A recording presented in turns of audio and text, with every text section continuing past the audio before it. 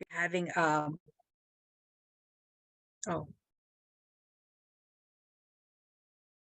so the nasal vowels, again, it's like speaking through your nose, like you have a stuffed nose, and it's an, in, and un.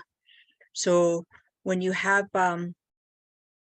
your tongue, it touches the roof of your mouth, okay? When you speak the language or any other language, you use your mouth, your tongue, your nasal, your guttural, your esophagus. When we make our guttural sounds, it comes from your esophagus, and your explosive sounds come from, like, it's air coming from your throat. So as we go along, we will use some of these words, because I explained about the Dakota letters. And when we say the G and the little asterisk above it, the guttural sound would be wanachi. So it's kind of like you have a lot of saliva in your mouth when you say the G. So when you practice, it starts to become okay. When we have an aspirated H, it's hota. So it's coming again from your esophagus. It's like air coming out of your throat. Hota. So when we talk about the exploded K, it's a k sound. So again, it's from the back of your throat. And again, when you practice, it'll come more easy. When we talk about the exploded P, and it's po, po, po. So we practice some of these letters before. When we say the nasal N, n, n, n. So it's comes from your nose, and you have to hold your tongue on your palate when you say the n sound. So again, practice that. There's a T that's exploded. When we say exploded, you can still hear it when you say the word. And we used it in the T as in pte, pte, pte. So that your tongue goes against the back of your front teeth. Pte, pte. And you could still hear the E, but it sounds like a eh sound, okay? A short E. What's the other ones? So that's what we practice. We practiced our tiwahe, our kinship, our immediate family, mitakuye. I talked about how we have our kinship in our immediate family, our biological family. It's mitakuye. But then again, we have adopted relatives too. We include them in our kinship, in our tiwahe, regardless if they're not biological. We have an adoption ceremony. That's how that takes place. We counted to 10. Wancha, Nupa, Yamani, Dopa, Zapta, Shakpe, Shakawi, Shakdoga, Napchuanka, Wikchemna. Then again, I said to write these down the way you will understand it, how you would read it to understand it for yourself. You can put it in syllables. A lot of people understand a language if it's in syllables. So you can write it the way you want to understand it. And it's easier for you to learn that way too, if you write it the way you want to, the way you will understand it, okay? And our colors, wapi, sha, z, zisha, to. Again, there's that aspirated explosive T, to, to. When you say that, you can feel that vibration in your throat, okay? When you start talking and saying that. Pejito is green, okay? Pejito. Sapa, ska, hota. There's that esophagus guttural H again. Hota. Ri. So the G in this one is kind of a guttural one, and it's kind of aspirated at the same time. So it's ri, shasha, shashta. So purple and pink, people usually get mixed up. So always remember purple with the T, shashta, shashta. And then again, our relative had mentioned in Sioux Valley, they say toshta, toshta, okay? And Sioux Valley again, when they say pink, they say rikta, rikta, gikta. So that's Sioux Valley. Again, I talked about territorial language. In Manitoba, they say little words a little bit different in their Dakota reserves. Here in Saskatchewan, we say our Dakota words a little bit different, but somehow everybody understands each other. So I think that goes for the Cree. The Cree have their different territories of their language too. So Dakota is like that too. The Nakota and Lakota are like that too. You can know where somebody comes from by listening to their language. Okay. And we had our 7 days in Petu Shikawi. And literally that means day and 7. And the English is 7 days. So our Dakota Saturday is Impetu Owanka Yujajapi. Literally that means day, floors, wash. And that's Saturday. And then again, I said, this day was made back prior to residential school.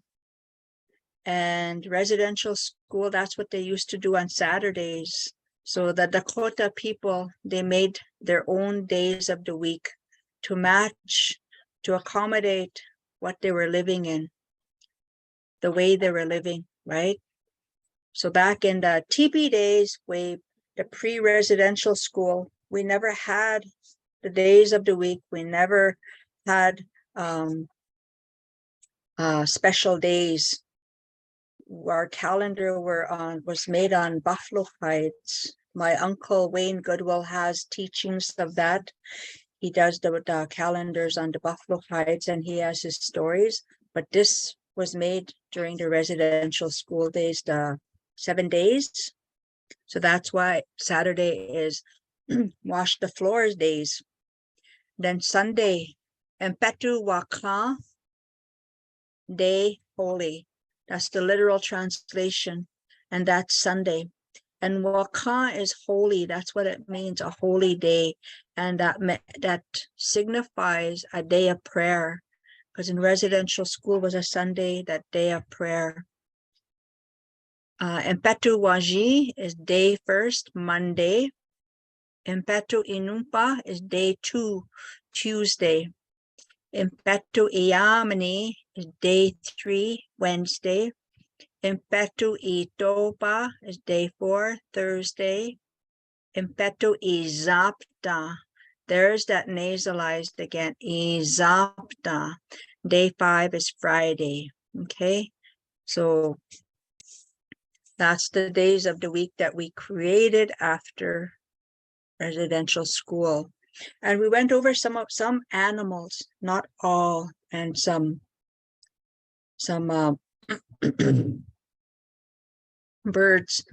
I could go more into the birds and animals, but these are the basic ones.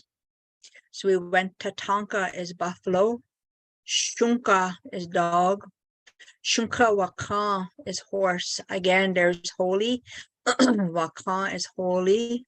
So it's like a holy dog. And we label that as a horse. Again, this was signified or made before the TPE days, right? Before residential school, because the horse came to us. We never had horses back then until they were brought to us. Tachja. There's that guttural esophagus sound to make the deer. Tachja. So when you have that in your mouth, you say it to yourself, practice it at home, and then it'll come naturally later how you use your esophagus, your throat, and your nasalized N. You can practice that. Again, it's okay to laugh, to have fun, to learn, right? And if you do it and practice it with somebody, if you're learning together with somebody, and or if you know how to teach somebody, tell them to teach them how to make the sounds with your esophagus, your throat, your nasalized, and how you learn to have your tongue on your palate when you talk. A lot of people, well, some people, they feel that they can't do that because they're kind of shy, but practice it. And for me, I felt like I had to always practice all the time. And because when you don't speak the language for a while and you start speaking it with somebody and you start, for me, I start missing it, because for me, I used to always hear it from my mom and my auntie and that, and we used to always, converse. And then now with my nieces and my sister and all of them, we're all starting to keep that, right? So we all practice together yet, and it's fun. Okay. So hitunkana is mouse. Hitunkana. Rabbit is mastincha. Mastincha. Bear is mato. Mato. Eagle is wambadi. Wambadi. Fish is honga. Honga. On this one, I started telling people to practice to make little sentences using your colors and your numbers. Some of your numbers you already learned only up to 10, but that's okay. You can start identifying how to make a sentence just by labeling your your subject. The subject would be the hurrah. Hurrah is 5. There's 5 there. Hurrah zapta. So that's 5 fish, right? Hurrah zapta. And we could add our colors, right? Add our colors to that. Hurrah zapta to, or hurrah wajito. 1 blue fish. And again, wambadi numpa. There's 2 eagles. Wambadi numpa. Because when you're going to pluralize something, you don't add a S or a ing or a ed. You don't say wambadis because there's more than one. You have to add the number. Wambadi numpa. And again, we have mastincha ri, a brown rabbit.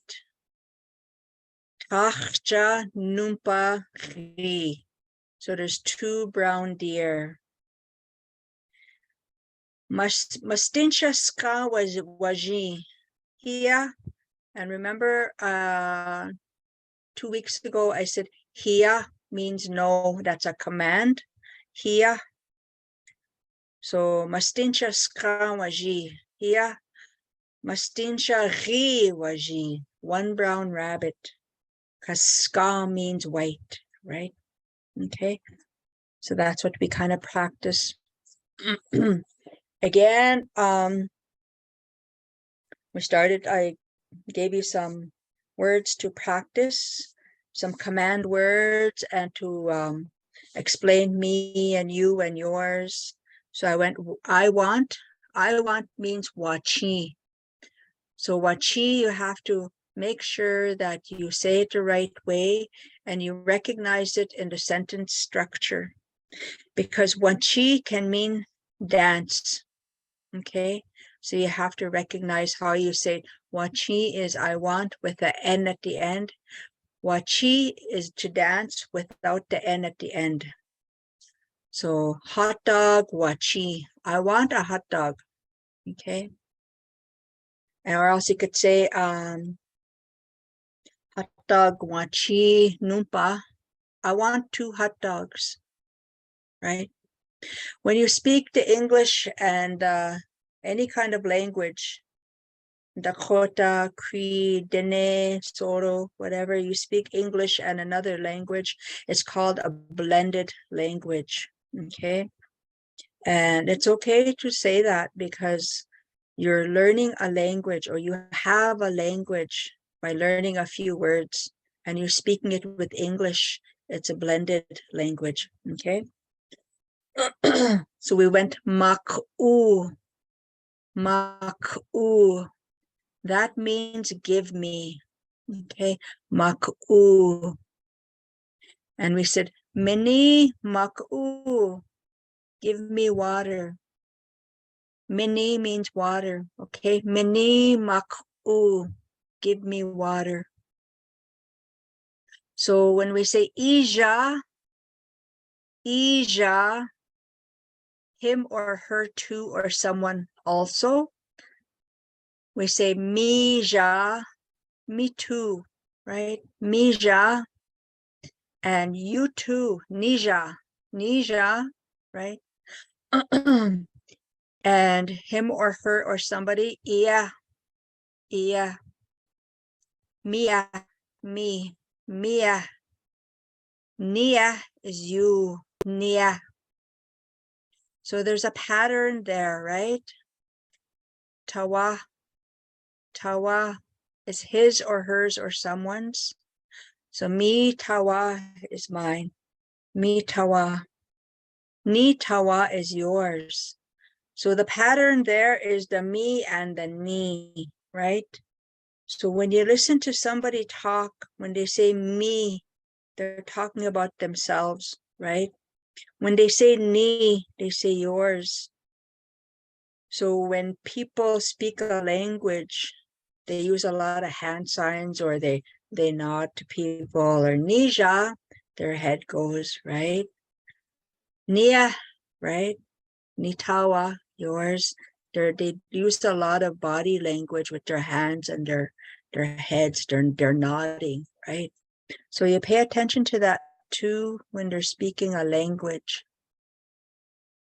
So we went with some food, some woyuta, pudding, wojapi, meat is tado, potato is bado, soup is wahampi, bread is aguiapi, cake is aguiapi, squiena.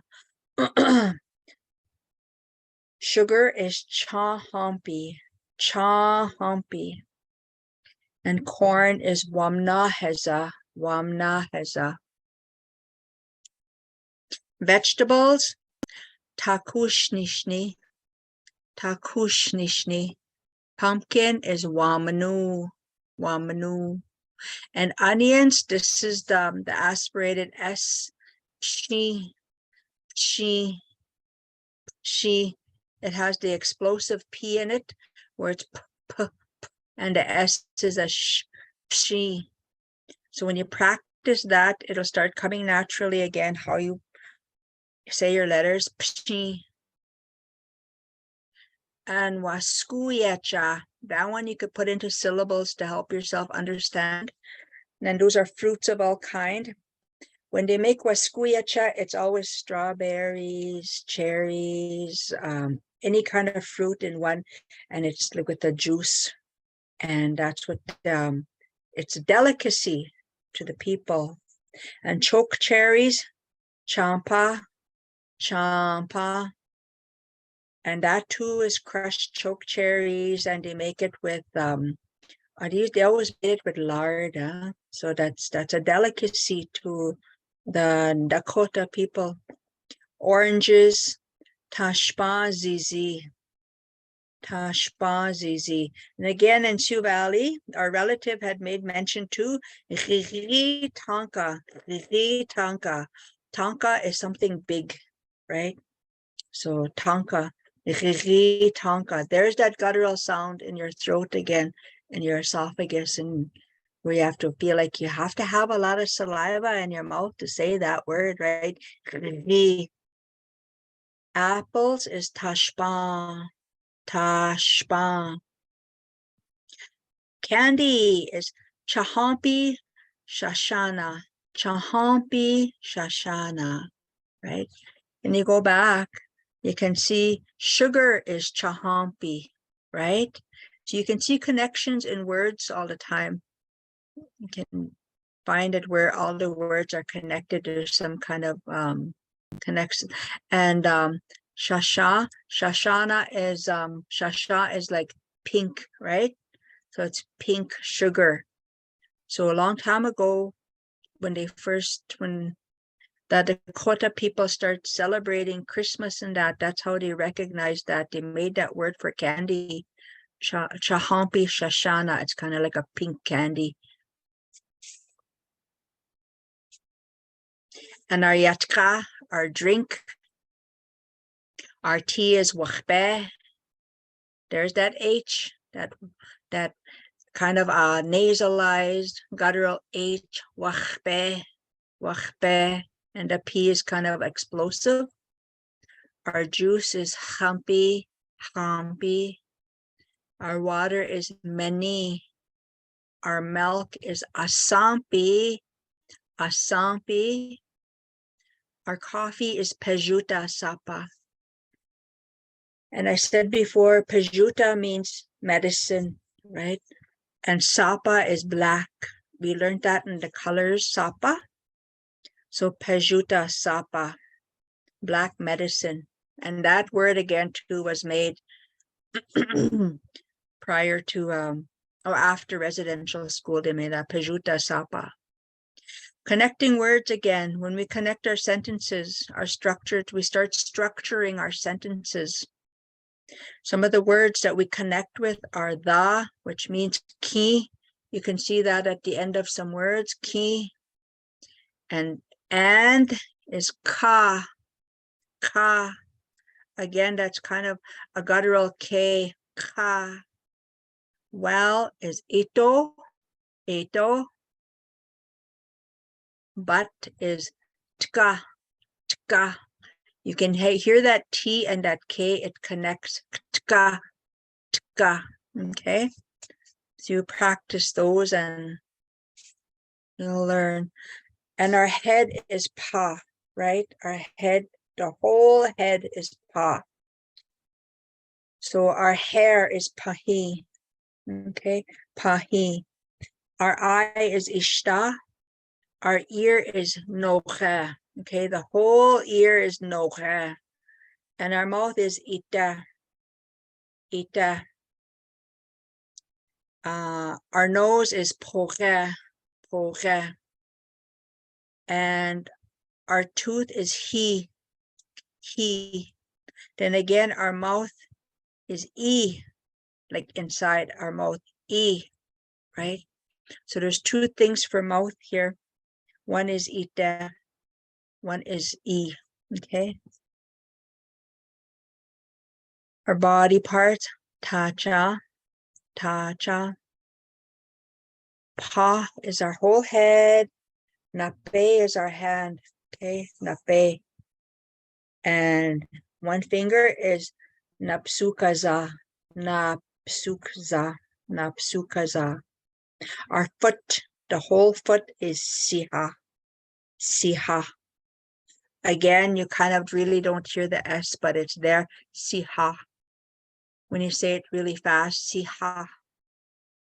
And our stomach, the whole stomach is tezi, okay? Tezi. You always hear people talking about tanira. That's the tripe. That's the intestines, right? So this is our stomach. On the outer part is tezi. Okay. And a whole arm is ishto. Our whole arm is ishto. Our elbow is ishpa. Okay. Ishpa. But the whole arm is ishto. Our ankle is ishkahu, ishkahu. But our whole leg is hu, hu. Okay. Again, we had quantity words. We had none, waziacha, waziacha. Once is wancha. Again, when we learned our numbers, I said people use wancha or waji, right? So in the numbers, when we count 1, 2, 3, we say waji, but when you say once is wancha, right? Then again, the older people, they use it as a command, right? When they want something. And all is owasan, the all of something, right? When you hear people, when they say mitakuye owasan, mitakuye, remember it means relatives, right? All our relatives. And owasan is all. Mitakuye owasan. That's what it means, all our relatives. So lots, the lots of something is ota, ota. So there's lots of something and it's called ota. And more is sumpa, sumpa. And only some of something is ochen, ochen. There's that G again that's got a ochen, okay? And the E is kind of like a short E, ochen, okay? Again, we went over our clothes, our hiak. Our dress is sangsanicha, sangsanicha. Skirt is sangsanicha, hankena. That means half dress, okay? And our pants is onzoche, onzoche. Our shirt is wicha umpi, wicha umpi. When we talk about a man, we say wichasha, right? Wichasha. So long time ago, only men wore a shirt. So wicha umpi, right? Wicha is signifies a man. Wicha umpi. Our shoes is chahampa, chahampa. That would be a boot is a chahampa, and a hampa is a shoe. Okay, something that you wear over your feet, a hampa. And gloves that you wear over your hands, gloves is napingpa yugagana, napingpa yugagana. Okay, and our cap that we wear over our head is wapaha, wapaha. Remember, your head is pa, right? Your head is pa. Scarf is tahu ochozie, tahu ochozie. Tahu is your neck, right? Tahu is your neck, right? Tahu ochozie. That's something you put around your neck. So now this week, we're going to go over some simple sentences and verb conjugation. That may mean something that is just out of our vocabulary, right? But when you start making a sentence, just a simple sentence, and you conjugate your verbs, right? So we use a pattern when we start talking Dakota in our sentences, we use a subject and a verb, okay? But the basic English sentence consists of a subject and a verb, right? The basic English sentence. So now remember, we're using Roman orthography in our Dakota language, right? In our phonology and our morphology in our sentences, we use that to create it in to understand it in Dakota language. So the subject of a sentence is a word that names the person or thing about which something is said, okay? So something is being said about a subject, right? That's what it is. The verb is used to express an action or a state of being. For example, John wants, right? John is the subject and wants is the verb. In many languages, the subject is incorporated into the verb form as a subjective pronoun. One can use a subject in a sentence but it is not necessary. The Dakota language incorporates a subjective pronoun into the verb form. In order to form verbs in Dakota, one must add to the root verb. The root verb is usually listed in the dictionary in the third person singular, she, he, or it form. So we made an example. There's a pattern that we use, and there's many words that you can use. And if you get the chance to buy Dakota verb book, there is oh, what did I do with mine? In that book, there is a lot of words in there that you could change. And I think they sell them at the university. I'm not sure if they sell them there yet, because I know in the past that they did. Okay. So now the root verb we're going to use is chi. Chi, C-I-N, chi. So that means in the English language, she, he, it wants. So now we're going to use the English word is I want. That's what it means. Chi. Remember, I said there's a pattern when we talk about I and you, right? So you recognize that right away from the I and the you, or me and you. Okay, so it's wachi, I want. Yachi, you want, right? She, he, or it wants is chi. You and I, chi. So again, you have to be careful there when you use that word chi, because remember in our family, in our tiwahe, the old grandmother, we called unchi, right? Unchi. So now when you say you and I want, it's uchi. So you have to make sure you use the word properly when you start making your sentences. So uchi, you and I, unchi, when you say grandmother, oldest grandmother. We want is unchi pi. So if it's more than 2 or 3 people, you always add the P at the end. Unchi pi. P goes at the end, right? And you all want is ya chimpi, ya chimpi. But if it's we, all of us together, all of us is unchipi. But just you all want. No, don't include me, is ya chimpi, right? And they over there, them, they want chimpi over there. They want, right? So when you start using these, this in sentences, right? You learn how to conjugate your verbs. And there's another parts of the speech that'll follow the same pattern, right? So when you start memorizing the pattern, it starts making sense, right? So when you start practicing,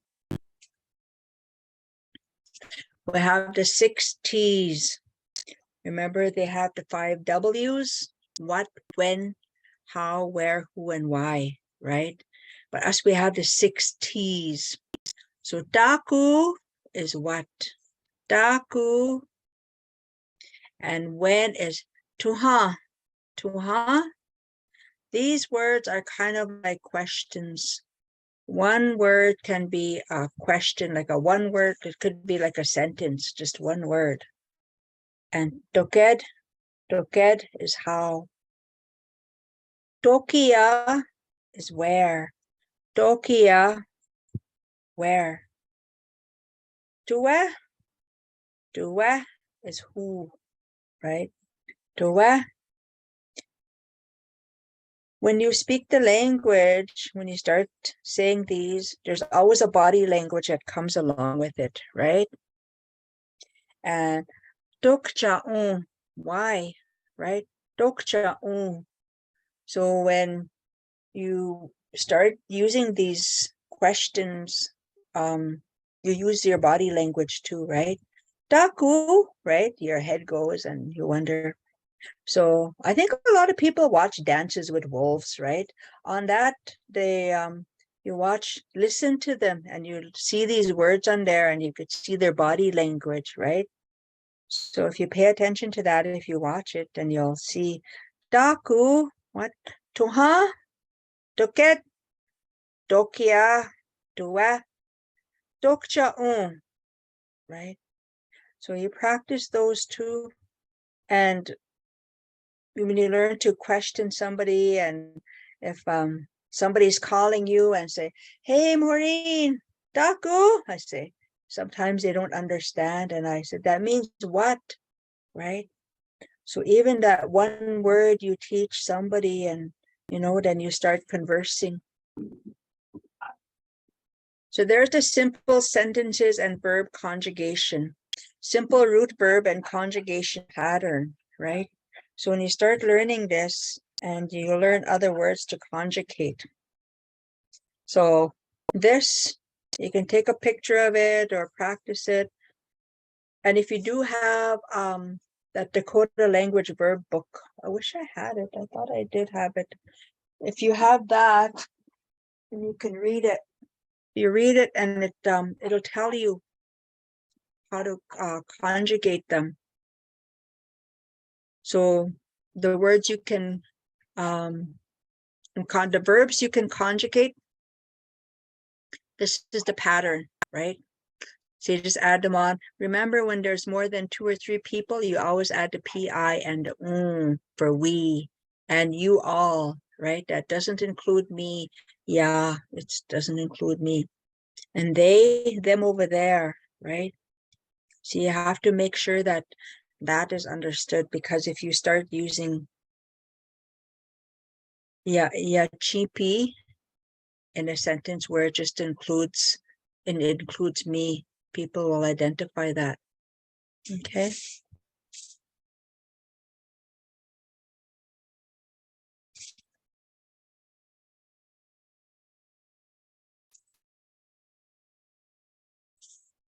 Okay. So now English to Dakota sentences are, because the Dakota words have very specific meanings, they do not always translate into one word in English. For example, chi means want, right? But kipa means to call to somebody, right? Extra English words are needed to clarify the Dakota verb. When you start needing to clarify the Dakota verb, one word can mean a whole sentence, like I said before, right? Kipa is distinct from a verb that may mean to call over to oneself or to call for something. English translations are longer due to the required verb phrase translations. When the word something appears, it is simply a placeholder. Once you learn more words, those words can replace the generic something. For instance, you dig up something will become more specific later, as in you dig up a potato. Okay, so remember how you write the word in the sentence in Dakota, and you write it literally, and you write it in English. Okay, so when you start writing the words in Dakota, literal, and English, so that way it'll make sense to you the way you write it, because you're the one that's going to be writing the words to understand it, right? Since the subject is incorporated into the verb in Dakota, the Dakota sentence will consist of only one word. And that's what I meant, is that one word can mean a whole sentence. Okay. So, bado yak potato you dig up will be the literal translation. The English translation is you dig up a potato, right? Bado yak and yak means you dig up something. So if you put that verb into the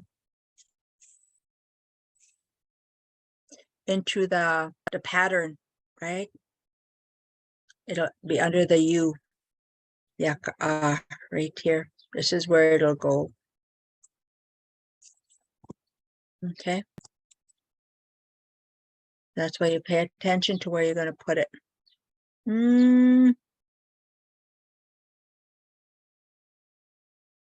There's beginning rules for writing sentences.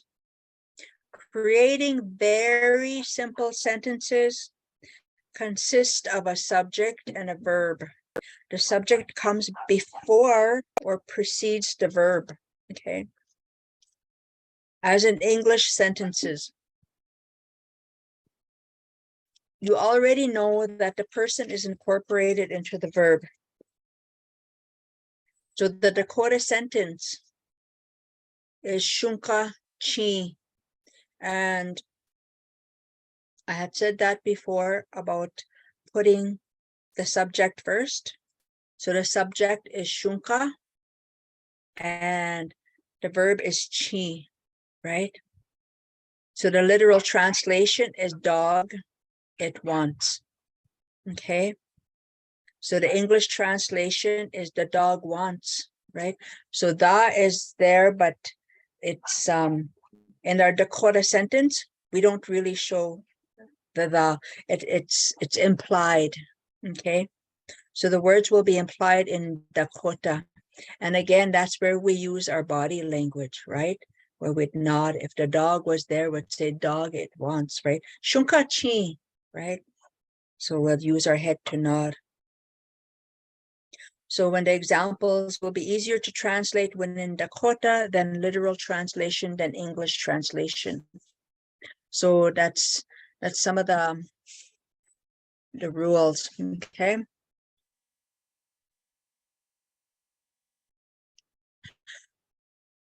So again, we have our function words. You will notice in Dakota is the absence of equivalent function words for the English words. My internet is unstable. No. The equivalent of function words for the English words, a and the. So again, in Dakota, these words are implied, and I mentioned that before, that they are implied. So again, our body language, when we speak the Dakota language, we use a lot of body language, nodding, pointing, gesturing, hand gesturing, or like that, or giving eye language, right? And that's where some of us, we point with our lips. So a lot of things are implied. The literal translation of the dog wants, it's simply shunkachi. If you want to use more than one noun, subject, or object, you must create a plural. And I talked about the plural, how you use numbers, right? So when you make a plural, a Dakota word into a plural, you add a number, right? Or else you add where is it? The quantity word, right? You add a quantity word to make it a plural, okay? So it depends on the word you're going to use to make it a plural, or you add a number.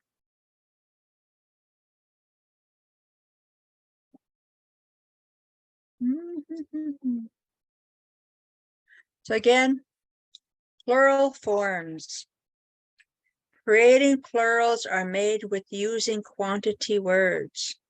The Dakota noun does not change to reflect number. You can use a number such as numpa or quantity words, onke, owasin, or tunana, okay? When adding these words to the sentence for quantity words follows the word they are quantifying. For example, note the placement of the word topa, which means for, and the change in the verb form from she, he, it forms to the they form, okay? So the Dakota sentence is shunka topa chimp-i. Remember I said when there's more, you have to add the pi at the end, the p. So shunka topa chimp-i. So the literal translation is dog for, and the implied word is they want. The English translation is 4 dogs want. Okay. So the descriptive words follow the nouns they describe. Okay. So when you're describing something, you add the color and you add the number, right? You can always add more, right? So always add the PI at the end. Okay. So I want to go at one more slide before we finish. The negatives.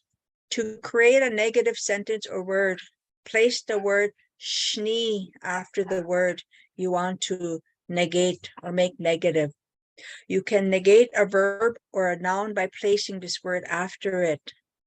So again, our Dakota sentence is shunka chi shni. So shni is a negative that it's that you don't want, right? That's it, shni. The literal translation is dog, no, it wants. Again, it is implied. And whenever you put an implied word in there, English implied word, you always put it in brackets. It's for you to understand your sentence, okay?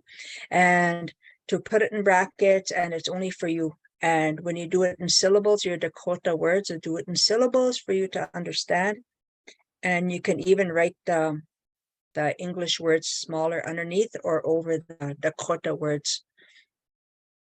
So the English translation for that is no dog wants, right? So if you want to add another word to that to make it more descriptive, shunka chishni taro. Taro is meat, remember? So shunka chishni taro. No dog, it wants meat, right? No dog wants meat, right? And I know when you start making your sentences, they wouldn't make sense, right? But you're creating a sentence for yourself just to learn Dakota, okay? So shni at the end of a word is to make it negative, make the sentence negative. So anybody have any questions?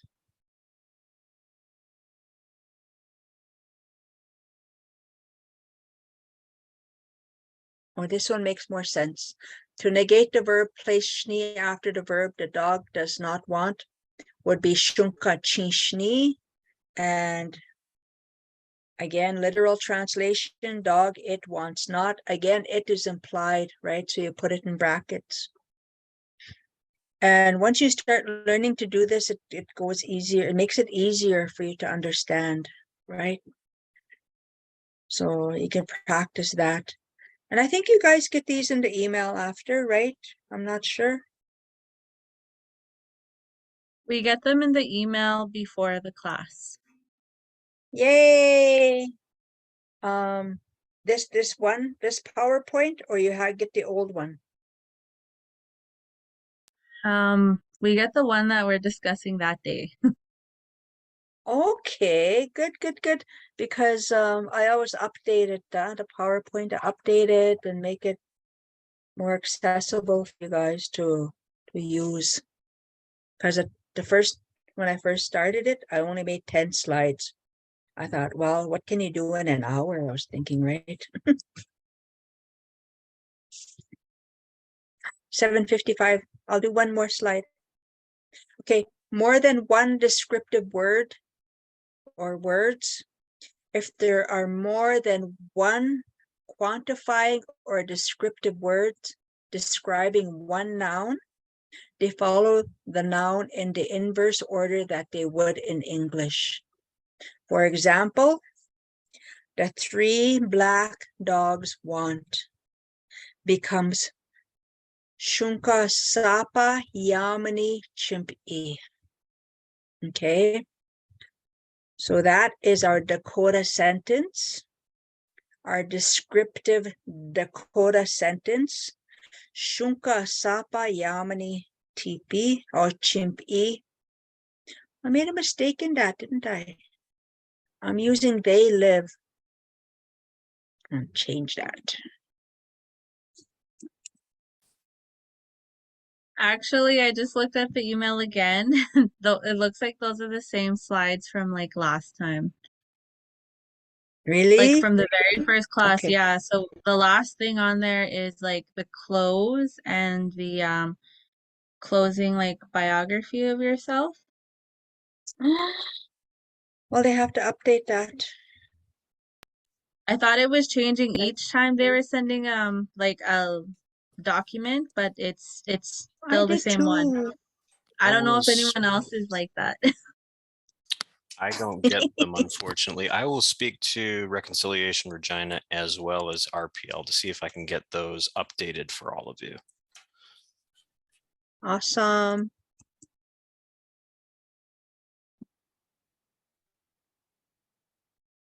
Yeah, it looks like you have lots of slides there. I think, yeah, I only got the first 10 and you're already on 28. Sorry, I thought everybody was on the same page as me. Well,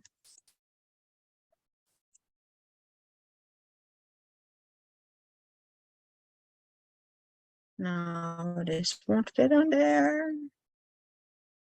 But you guys can see what I'm putting on here, right? Yeah. Okay.